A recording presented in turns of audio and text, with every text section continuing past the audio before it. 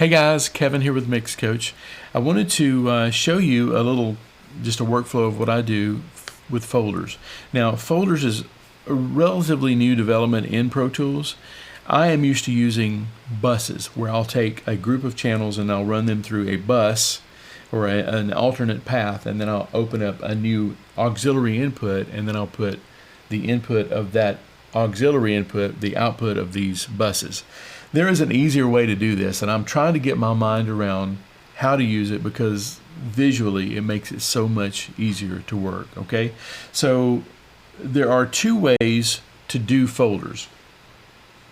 One kind of goes back to the VCA way, where you are moving a fader, but you're really moving the faders on the actual channel itself. Now that's one kind of folder. The other kind of folder is where it actually takes the audio and it creates a new bus, just like what I'm saying, and it creates a new bus and a new channel, and all of those channels are going through this channel. This will allow you to do things like compressors and EQs, things on that channel, like for instance drums. Okay, so right now I'm going to show you how I would kind of contain these drums, because there's several drums. All the red tracks are drums here, except for the bass. All of those tracks are drums, and sometimes I would just like to bump up the drums, or maybe I want to brighten up the drums, or maybe I want to compress the drums. Well, this is the easiest way to do that. So first thing I'm going to do is I'm going to route my kick drums together. So just select both kick drums, right click on it, and hit move to new folder. Now this new folder, there's two ways to do it. Like I said, there's a routing folder and a basic folder. The basic folder acts like a VCA. So you're moving this fader, but it's actually moving all the faders in the folder.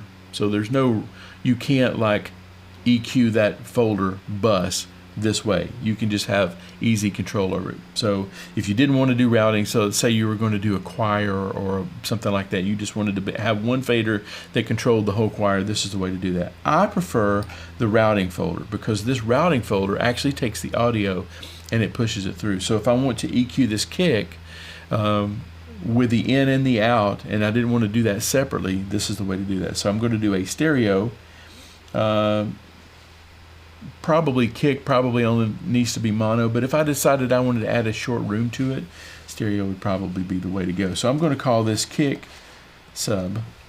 Well, I'm just going to call this kicks. How's that? That way I'll know that both kicks are in there.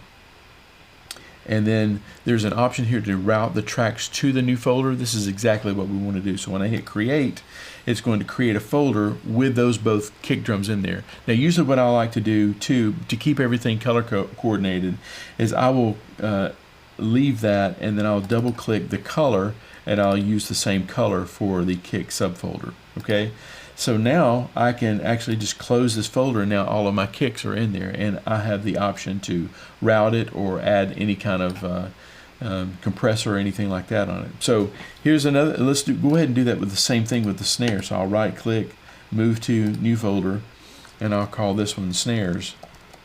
And it tends to stay whatever you left it last. So if you do the basic folder or the routing folder, it will come up the same way. So if you want to do in a batch, that's the best way to do it. So there's my snares, and I'm going to do the same thing with the snares and make them all the same color as well. Then I'm going to close the folder. Now let's just say that I wanted to take the rest of these, including these subfolders, and I wanted to move that to another folder called drums. So a new folder, drums, and I'll put an S after it just in case there's another track called drums. And now as you can see, all the drums are going through this folder. It takes a second to get it routed. I'm going to go ahead and change the color of it.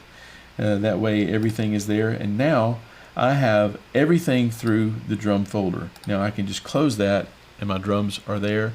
I can compress the drums, I can EQ the drums I want any way I want to, and I can open the folder, do sub adjustments. But I like to keep things simple looking, because for me it does something to my brain when I'm overwhelmed by a lot of tracks. Probably need to get over that, but I like to kind of contain everything to where I can open it up and everything is there. So hopefully this is helpful. I know that when I was starting to mix, it would have been really helpful to understand, to have little short tutorials like this, and hopefully this is helping you. Hey, if you want more resources like this, go to mixcoach.com/building-blocks. The link is in the description. Click it. I've got a free gift over there for you if you'd like to take it. And thanks for hanging out with me today. Hopefully this has been helpful, and I will see you soon. Okay, bye.